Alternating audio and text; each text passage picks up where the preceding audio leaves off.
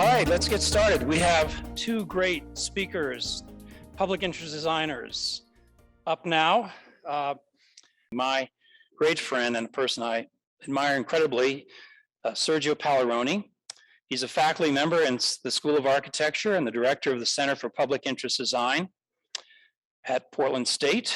He is a co-founder of the SEED Network and he's the chair of Design for the Common Good Network.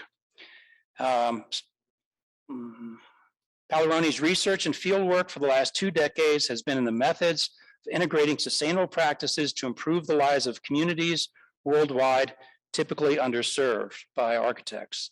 In 1988, to serve the needs of these communities, he founded an academic outreach program that would later become the Basic Initiative, a service learning fieldwork program. Paolironi has worked and been a consultant on sustainable architecture and development in the developing world since the 1980s, both for nonprofit agencies and government and international agencies such as UNESCO and the World Bank. Todd Ferry is a senior research associate and faculty fellow at the Center for Public Interest Design. He has been with Portland State since 2013. He teaches a range of design studios and classes on public interest design, such as design thinking for social innovation and design build fieldwork. In 2009, he received the Portland State University Excellence in Sustainable Teaching Award. Now that's his official biography, but that doesn't begin to capture what an amazing activist, designer Todd is. His thinking is far ahead of mine, and it's just great to know Todd and to see his work for many years. And I gave Sergio's sort of formal biography earlier, but it's hard to describe the impact that Sergio has had on me and on many of us. Almost all of the people in Design for the Common Good I met through Sergio. And the funding for the platform Sergio brought to the table and sort of shared it with us. So it's hard to give Sergio enough credit for the social capital and wonderful relationships he brings to all of us that know him. So those are the real introductions. So I'm proud to introduce Sergio. Thank you, everybody. Well, I have to say, so, I mean, I could have said the same thing about Brian, so he stole my thunder. So I'm just here representing basically a body of people like any of us are, the Center for Public Interest Design, which we had the luck to be able to create. I tried at Washington and the University of Texas, where I taught for many years. And finally, the Oregon system took me seriously, and they funded a center where we could focus our energies. And we have 7 faculty and 20-some graduate students. And one of the faculty is Todd, who's been extraordinary, and who I met through the University of Texas. And I think that our center is really kind of has let me see if I can do this. We show this slide all the time. We are really a research center that offers a degree in public interest design, but our educational mission is really to educate both the profession and students in the practices and protocols and things we're learning from all of you through things like the platform and basically all the years of exchanging with the extraordinary designers.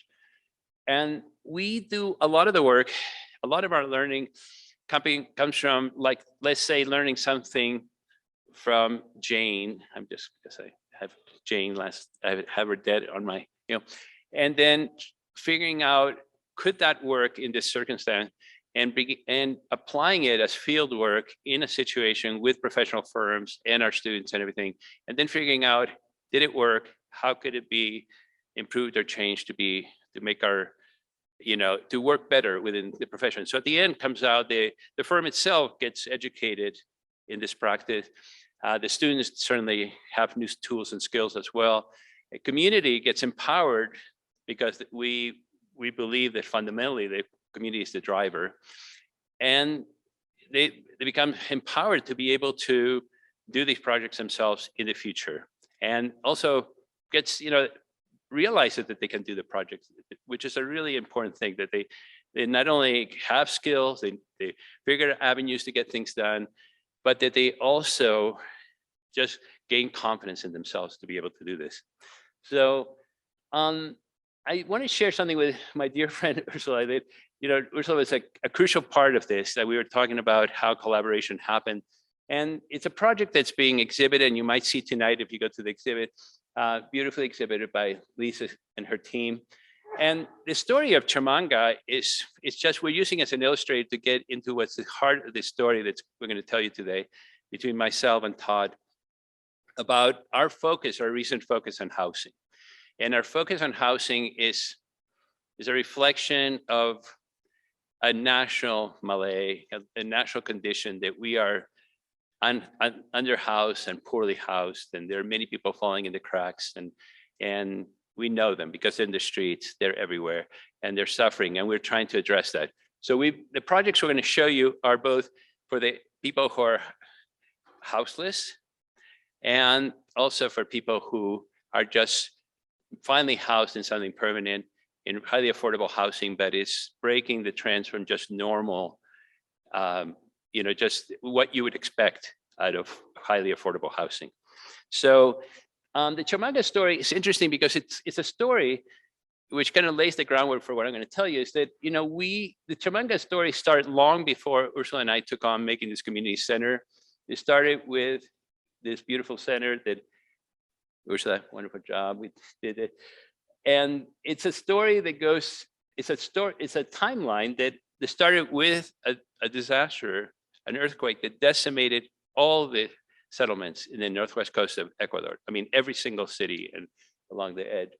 And from it, it really kind of frames how we got from disaster to there. And you can look at the timeline. We have it spread out. It spreads out like 15 feet. And if you look at it closely, it begins to show you the relationships of multiple actors, some who come from outside, some who are Ecuadorian, most Ecuadorian, some strategically from the outside, and go through a process of planning, collaboration, and tactical action over several years. And as they do, we begin to pick up actors and stakeholders. We begin to identify stakeholders who might have not seen themselves as stakeholders, or we didn't realize as stakeholders. We begin to join this process of actually mutually planning how should this region rebuild in a better way. If we're going to have to rebuild, how can we do it in a more durable way, but in a more equitable way that addresses longstanding problems? So you can see here through this timeline, you can go at any point and see which groups are meeting and how we, different groups of us are acting as curators, and there's like little snapshots to show you key moments along it. And it eventually ends up in this thing that we may take away, which is the building of the building, but it's preceded by 12 feet of activity at 12 point type. So there's a lot of history, and it's the kind of history, we see this beautiful building and we think, well, there's an amazing history behind it.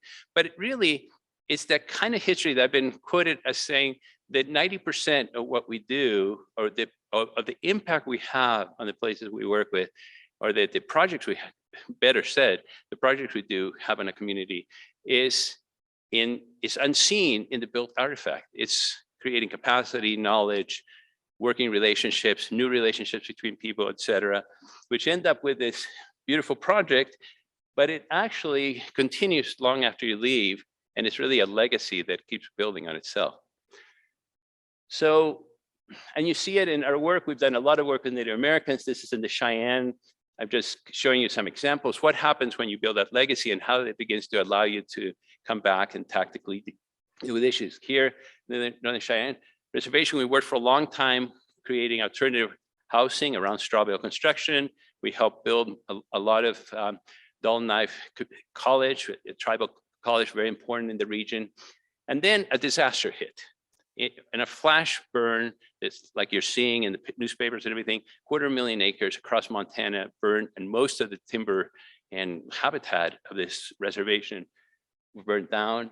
And then we came back, and the tribe asked us, how do we rebuild? And so we came in, and we started very simply by that barn over there is rebuilt we started with a Mexican family that started to run a mill to begin to cut the timber that was still standing, it was burned, and reutilize it, bring it back into production, into utility as they grew.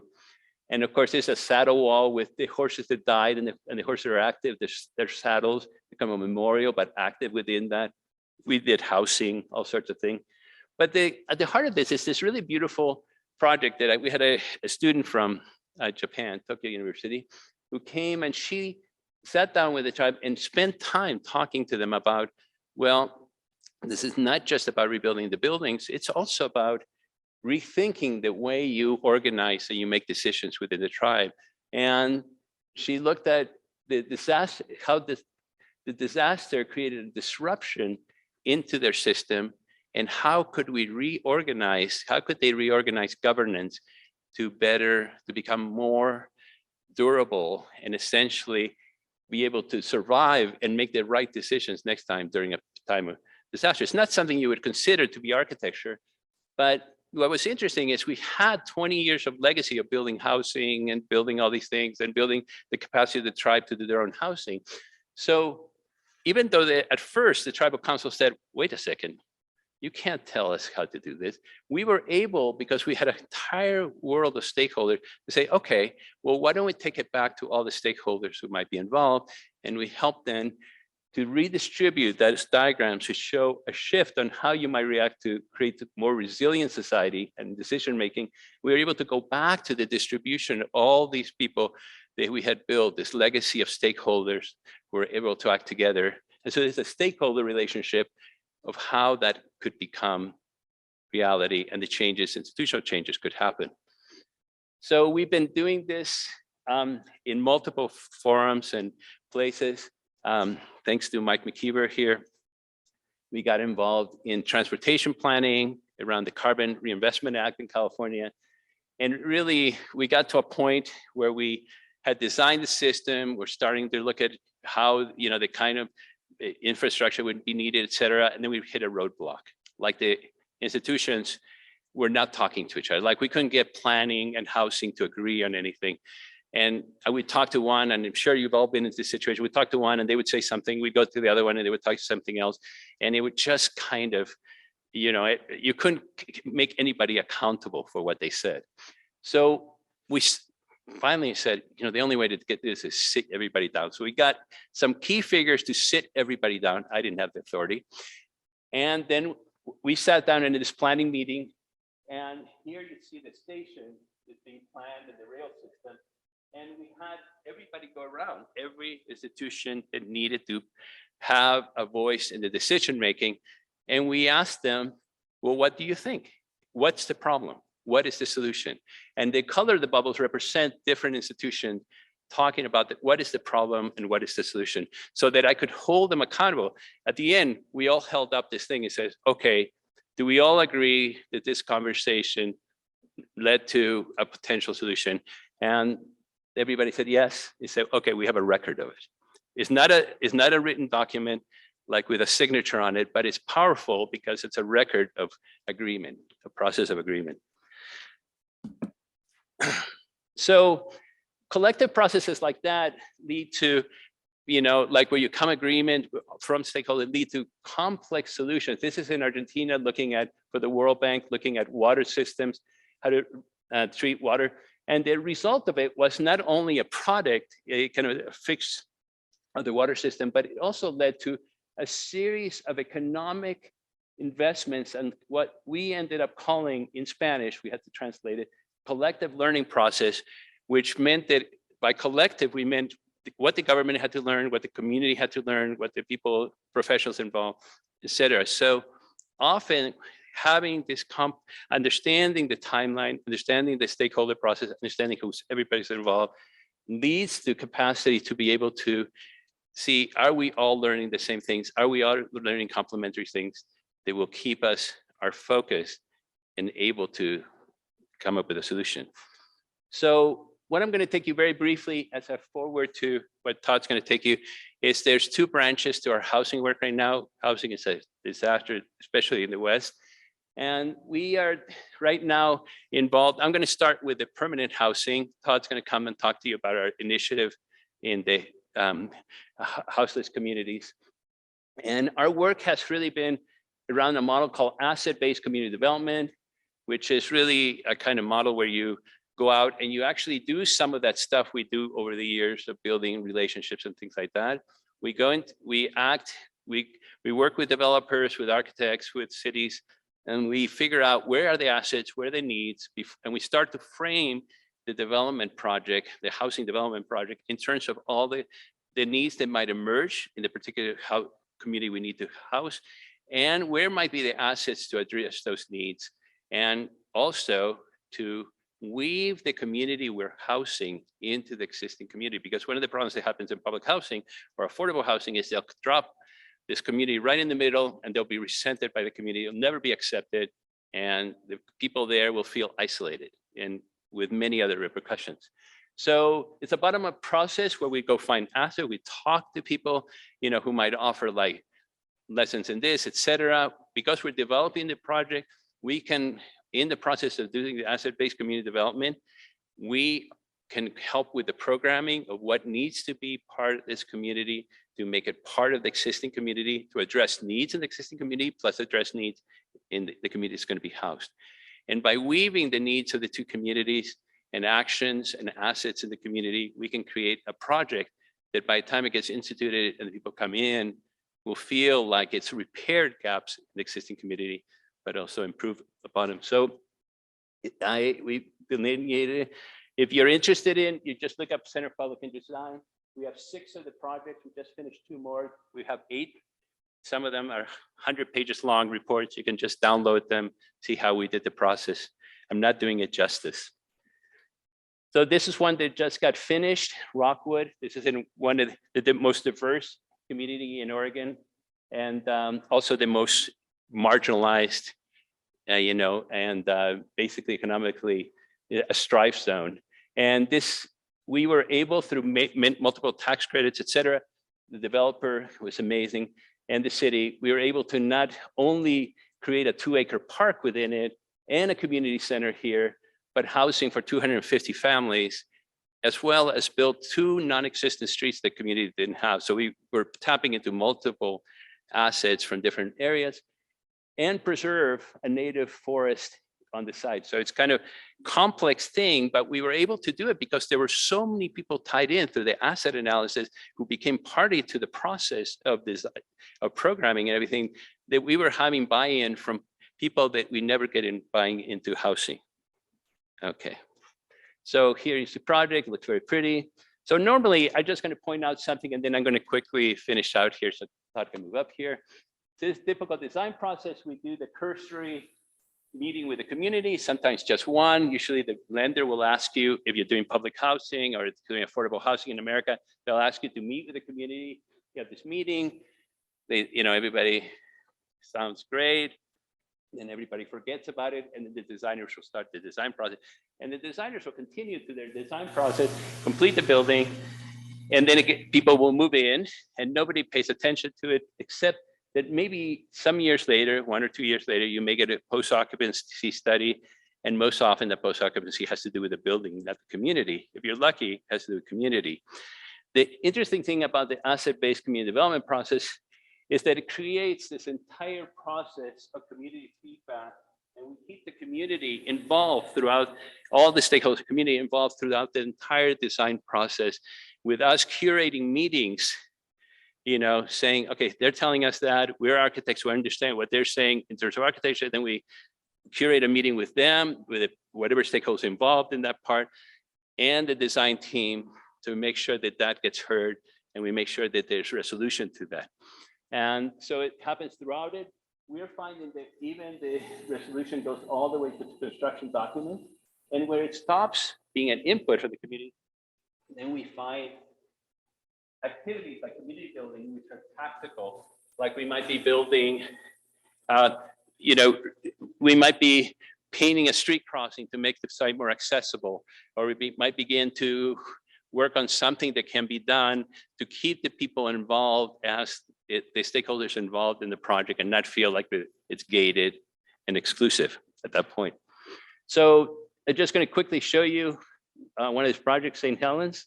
It shows you the 43 organizations were involved. 22 stakeholders interviewed. That means stakeholder groups throughout the group process. There was 8 focus design meetings on specific issues that involve, and it connected community food programs, local arts and education. You went further down, it also has health networks, all these things. And here is a kind of a plan, like that map I showed you in Sacramento of everybody talking. Here are all these flashcards, but they actually show photographs of a plan and the feedback on that plan and at that moment, or they showed you like a solution that came up and who said, who was in support of it, who was not in support of it. And this is kind of a living record of the process. Having that living record keeps everybody accountable. And so then we map it, all the assets, everything that's being woven in, and we map it in. You see it with showing you how close it is, whether it's accessible, like walking distances, etc. And for instance, this is a food resources, a lot of food insecurity in affordable housing.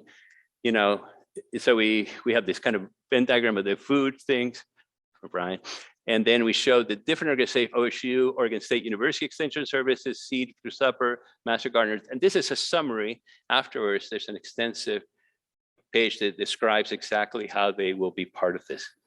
Anyway, and I'm just going to show this, just wrapping up. And then there's pages of these things to show you site access to parks. This, for instance, the page one. And it's showing you how long it would take you to the recreation, which is considered important, and health and recreation, and how long it will take you by a bicycle, foot, and car. But then it also shows you those dotted lines say, well, it'll tell you those sidewalks. So if it's a dotted line, it says this where there's needs occurring. If somebody's going to go by bicycle, we need to put a sidewalk in. So it's through our process, when we have leverage with the city and things, that we're able to tell the city, you need to put sidewalks if people are going to be able to use your facility. So anyway, just showing through, I'm just going to quickly go through it. Here's the end of that process, St. Helens, now under construction. It's one thing that we're working very strongly, and all these projects have, is we're beginning to create a model called Community for All Ages. So all these projects I'm showing you, almost all of them, not all, are Community for All Ages, which means that we make sure that we include a demographic that reflects all the age groups in proportional relationship. So when you end up with a project, you have people of all ages, and that's important, not just to be inclusive, but because it's been shown that communities of all ages are more durable, they're more resilient, and they enact different acts like elder people, the elders helping with education younger, daycare, all sorts of things, older people being helped by younger families, etc. It creates the kinds of dynamics that makes for healthy societies. And this is just an example of the community center that came out of this. We're getting, like the other community center, showed you a really beautiful community center. This one doubles as the support for a farmer's market that serves the entire region, not just this housing community. So one thing that I was just going to end here with is that there's this, we've been asked here in Aurora to, which is this incredibly diverse community outside of Denver, which is, I was just told by somebody from Denver, it's one of the 3 most diverse communities in the country in terms of spoken languages. We've been asked to come in the pre-design phase. And so the developers we've been working, who are just gods in our view, really, have been funding us, and the university have said, we think this process has been incredibly useful in creating stable communities. And we'd like you to come in pre-design before the money's even there, because it's such an asset to the stability of our neighborhood. And this, I was going to end up, this is actually for Brian. This is, and he saw it already, but this is a Venn diagram of this project that Ursula and I are about to take off on, which looks at creating a native iTech, which is a native technology center for Portland. And it's showing how we start this process of weaving in all these stakeholders by creating a Venn diagram of all the major communities impacted, and then beginning to identify and put within each one, who are all the stakeholders we will start this process with. So, Todd, thank you.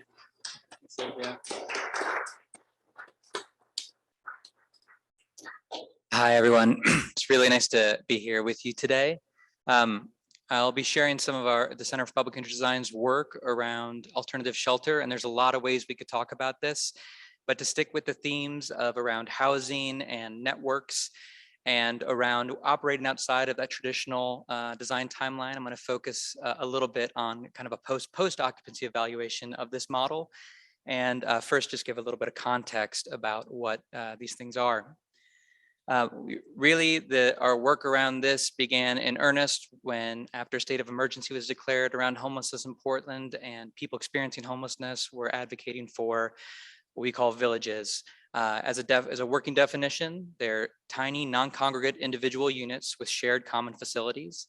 There are community agreements for behavior and goals, and there's some agency over being able to have impact over the place physically and socially. And there were groups forming. It's worth noting that the first village and the oldest in the country is Dignity Village, which is in Portland, and it was started through activism by houseless folks for houseless folks. So in 2016, we started working with a group called the Village Coalition that was advocating for this. And so operating on a spectrum between being unsheltered and being in affordable housing, there's a lot of different points, and this village model is one of them. We began looking at it from the perspective of working with people trying to start their own village and understanding it from efficiencies and from providing shelter point of view. Ultimately, where it becomes really interesting and juicy in terms of its innovative land use, right? The solution to homelessness is permanent housing. It's supportive services and permanent housing. We know this. Villages are able to take advantage of innovative land use because they're a non-traditional model. So here's 3 examples where Hazelnut Grove is on Department of Transportation land where something couldn't otherwise exist. The Kent Women's Village, which you'll see some images of these, was able to operate on land that was slated for future affordable housing development, but there was a few years while funding was being brought together that was on hold.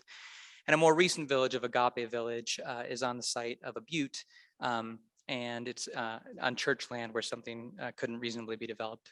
So they're able to take advantage of these spaces based on their typology. So through working with a range of stakeholders, we began the creation of villages, beginning with the Kent Women's Village, which brought together the architecture community to prototype pods and create the region's first city-sanctioned village. It was followed by the Clackamas County Veterans Village, Agape Village. Those last 2 were managed village. This one is a co-governed village. And just to give you a little bit more insight into how these work and some of the details of them, I'll share a little bit about what we call Kent Women's Village 2.0. So after the pilot period of being the region's first city-sponsored village, they decided to give it more semi-permanence. And so it moved from the site that you saw before to a nearby site, which isn't ideal, but this is part of taking advantage of underutilized land, in this case owned by Portland's Bureau of Environmental Services. And we learned a lot about what didn't work in the first one, and we're able to make modifications. And so working with these folks and many others, leaned on some good work that had been done by the architecture community. We invited the contractors and construction companies to contribute, and had overwhelming responses to build some of these designs. We focused on 3 designs for this village, where each team would be given designs that were different, but they were able to adapt based on their specialty or based on material they had from other projects. This is by Scott Edwards Architects. These are builders done, the pop-out pod, which was done in one of my design studios. Here's some interior shots. What you'll notice is that as the village model has evolved, they now all the pods have heating, electricity, outlets. And this is a Safe Pod by SRG Partnership. And part of this model is really being able to invite a ton of stakeholders in to have meaningful involvement in something that otherwise they wouldn't be able to participate in. So it really builds stakeholders. The common facilities of a village like this, here's an example at the Kent Women's Village that we designed, our colleague Margaret Late and I. And it's got a laundry facility, bathrooms, kitchen, gathering, and outdoor covered space. Here you can see it going in. So these things, in terms of what these cost, this is estimated to be around $830,000. The Kent Women's Village 2.0 for 20 pods, and the facilities, about half of that was contributed pro bono. And so we were able to get the total cost down to a little over $400,000, which is still a lot, but it puts into perspective in terms of what the investments are with these. This was created in about a 7-month timeline. So, it's a concerted effort, but they can be done fairly quickly. And most recently, just last year, a new village, St. John's Village, opened, which unlike the others, we weren't directly involved in this other than they used the pop-up pod design. But this is happening nationally. This is an increasingly common model that's happening all over the United States to address homelessness. And in Portland and in other places in the West Coast specifically, in light of COVID, a lot of spaces that share the typology of, if not some of the other aspects of villages, of individual non-congregate units with shared common facilities opened as safe sleep or safe rest areas in COVID. So the question is, do they work, right? Should we even be doing this? Are they worthwhile? How do we think about this? And so in the spirit of going well beyond the typical design timeline, we've begun studying this. Sergio and I are fortunate to be co-founders of the Homelessness Research and Action Collaborative, Portland State. There are 8 co-founders in total from different disciplines: public health, social work, community psychology, urban planning, architecture, literature. And I think that I might be missing 1 or 2, but I think that covers it. And ultimately, it's bringing together this interdisciplinary team to look at the issue and working with members of this team from Dr. Greg Townley from community psychology and Dr. Marisa Zapata from urban planning. We began to do a multi-year study of this funded by Meyer Memorial Trust. So we looked at 6 different villages. Some that you saw, including 2 that you didn't directly see: Dignity Village and Hazelnut Grove, both self-governed villages. We interviewed 42 villagers, 9 village support staff, 7 village designers, 6 village creators or builders, 16 neighbors of villages, and did a survey of over 2,000 Portlanders, including 436 that lived near a village. Ultimately, what we found a lot of information. I'm going to give you just a little bit of a brief amount here. We're going to be releasing a book next month that catalogs this. It'll be open source. Ultimately, villagers were pretty satisfied with their pods, with their neighborhood. A lot of the framework, social framework for this was shared with typical kind of interviews and questions, the way they're built around supportive housing. Residential satisfaction was fairly high in terms of both pod, village, and neighborhood. Out of the 42, these numbers are reflected from the 42 villagers interviewed. About 39 said that they lived close to public transportation. 29 saying that they lived walkable to stores and services. Food security remained a large issue. Currently villages are not doing a good enough job addressing people's food needs. And so any future villages need to address that. There are pretty good outcomes in terms of access to health, and out of a scale from 1 being terrible, 7 delighted, about 4.7 felt mostly satisfied with how their overall lives, mostly in terms of life satisfaction and health. Roughly half of participants had seen a healthcare provider in the last month, and over 75% had access to Medicaid. So ultimately, the result of this is going to be a how-to guide to help people doing this to not repeat mistakes and how to do it better. And so we're able to really apply an architectural lens for the built environment and how to create this with an acknowledgement of that the built infrastructure really needs to go hand in hand with social infrastructure. Villages across the country use different individual unit typologies. We concentrate on the pod, and we will be for our guide, mainly because this is how it was spearheaded by folks in the region with Dignity Village and others. And it's also because we'll focus on pods for our outcomes, because this is what all 6 villages use. So it's what we know. Ultimately, pods are when we think about them, should they be bigger? Yes. Should they be better? Yes. They're ultimately the outcome of parameters that have to do with mobility. A lot of the reasons that villages can take advantage of underutilized land in the way that they do is because they can remain mobile and can be prefabricated. And so ultimately, the dimensions of a pod have everything to do with being able to be reasonably lifted by a standard forklift, being able to fit on a flatbed truck without being oversized, and being able to fit under bridges. So that gives us our basic dimensions. And if we can emphasize building it in such a way that we maintain 7 feet in any dimension on the interior, we can start to think about them within the context of more known typologies or flexibility, such as detached bedrooms or other things.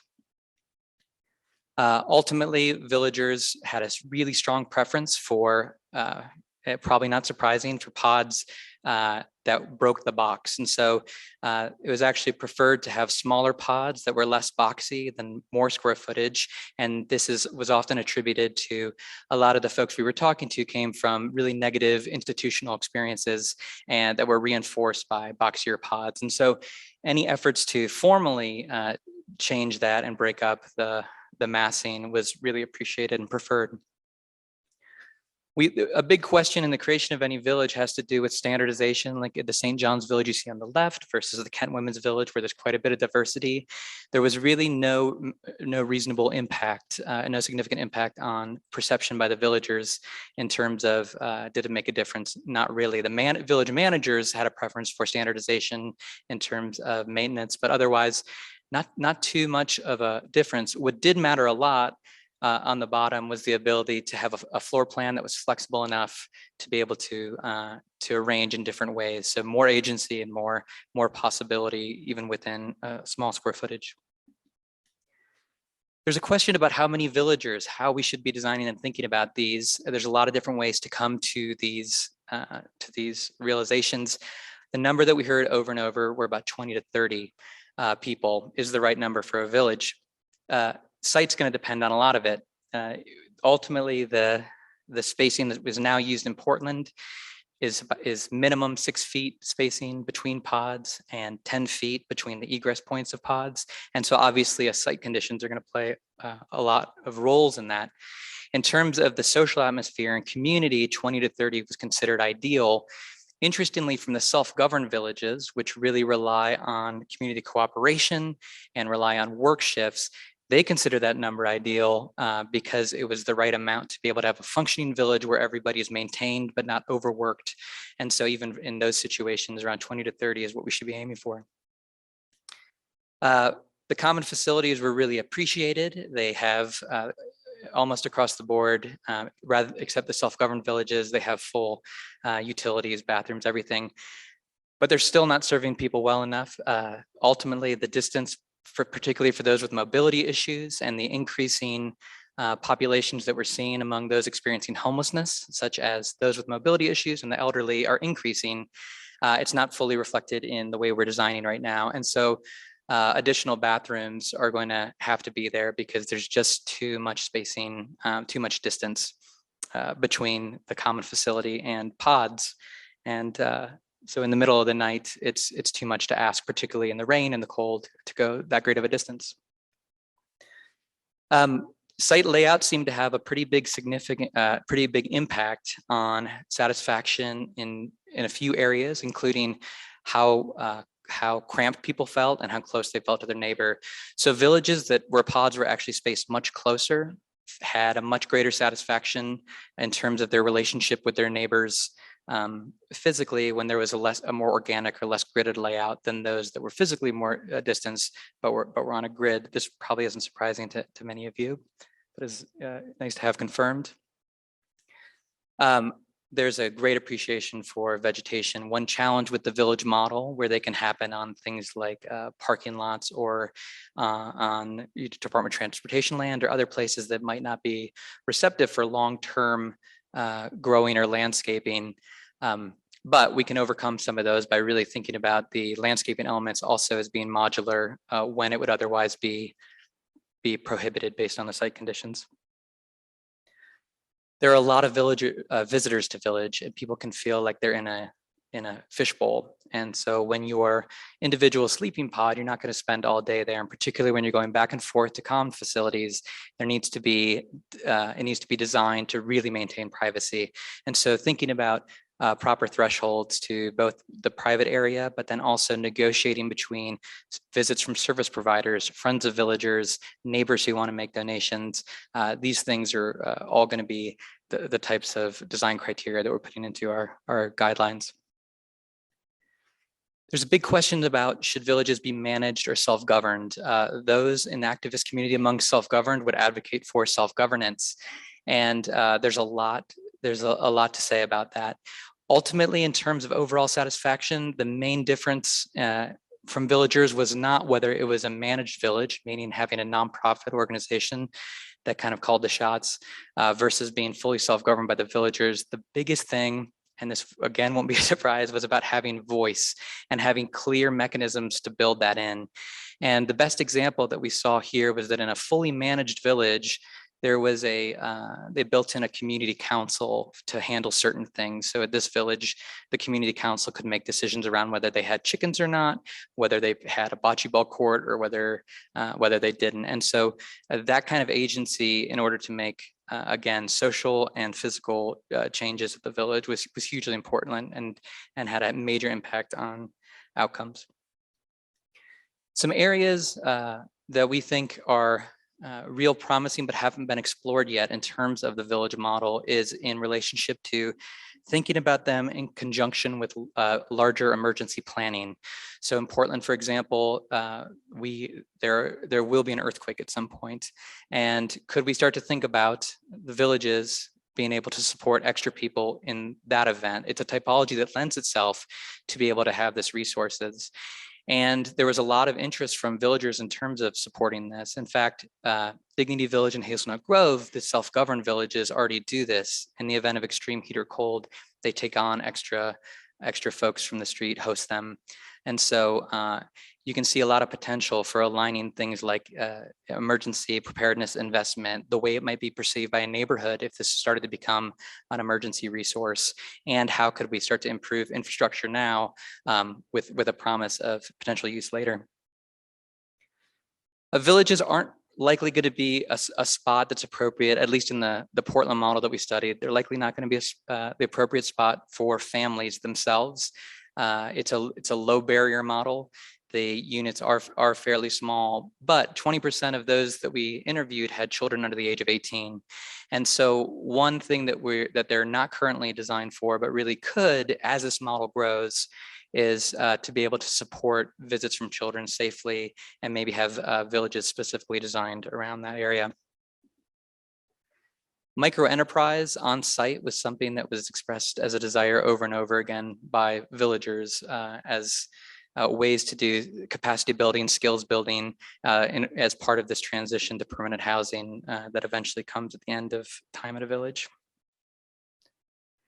An asset-based and identity-based design, as Sergio talked about with asset-based community development, what's so amazing about that asset-based community development model is that it begins with a point of bringing people around positive assets versus a perceived deficit of poverty or homelessness or other things. And so there's a great deal of interest in organizing villages around assets such as the greatest response that we had from villagers, greatest interest was around being part of a village designed around farming and gardening, or being part of a village designed around music and arts. So basically bringing people together around mutual interests and assets versus bringing them together around a perceived deficit. Villages and alternative shelter are often pitted against permanent housing. Permanent housing is the solution to homelessness. But there's a lot of opportunity to start to think about how, as these grow, investment can start to be aligned to support permanent housing. In Portland, we anticipate in the next 3 years, there will be 10 more villages of various kinds, 10 in the next 3 years. So can we start to think about the infrastructure, the amount of money, the amount of effort going in? Can it help to actually subsidize, promote, incentivize affordable housing in the future? A really good example of this is that the Kent Women's Village was on the site of what would become, as you see on the right, same site. This is an affordable housing site by Holst Architecture. It's run by a nonprofit called Transition Projects for affordable housing. These things both moved really quickly. They weren't able to align, but you could imagine a scenario where all of the investment and the effort into the Kent Women's Village made the next project cheaper, better. They were able to benefit from some of the social connections we had made, but not the physical connections. So could we start to think about villages as phase one of permanent housing? A group that we work with and are really proud to work with that does this is called the Afro Village. And it's led by a woman named Laquita Lanford. And she's taken a really interesting approach to this model that we hope to see come to fruition in the next year or two. The idea, as you can see on the bottom with this phasing, is that in phase one, there's a recognition that the most expensive part of a village is usually the common facility. Could we just think of a house, either single family or multifamily, as that common facility and use the surrounding land to then support pods? So we immediately occupy the bedrooms, start to build pods over site. And at the end of that, the plan is that in relationship to providing this huge service for the city, that the land and the housing would then be transferred to a Black collaborative, a collective of ownership that at scale could do a lot in terms of a transferring of ownership for those who have been historically excluded from those opportunities. In terms of the guide, we really are advising counties, cities that are doing this to not just talk to people experiencing homelessness or villagers, but to pay them to be part of the design team. They're experts in this. Personally, I've benefited immeasurably from their insight. And so can we start to have this part of the process that they are paid designers because they are designers. So I'm going to give you, just to conclude here, a little shot of how we take this information. How are we going to take this information and turn it into useful information and guide and make it public, right? It's very, a whole lot of data. And our interest is making this as accessible and public as possible. So here's a few ways that we did that.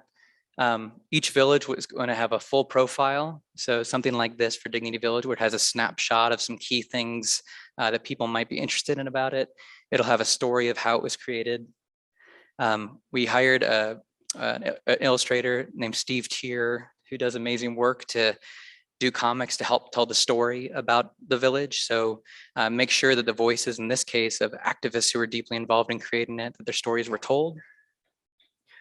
We're taking as much of the data as we feel like is that we can be clear on, and we're turning it into about 15 pages for each village of graphic data to be accessible by anyone. And then we're creating this how-to guide that shares some of the insights and many more. Some of the insights like discussed today in terms of here's how best practices that we know so far from the study and how we should begin thinking about villages in the future. It will also conclude with portraits of folks who are involved in village work, both makers, advocates. This is Laquita Lanford, for example, from the Afro Village, who are co-participants in the creation of their own portrait.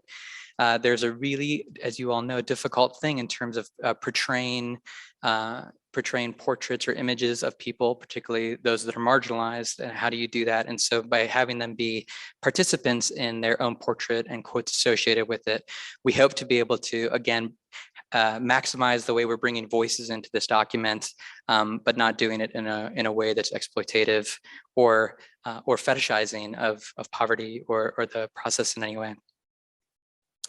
All right, I think I'll end there. Thank you so much.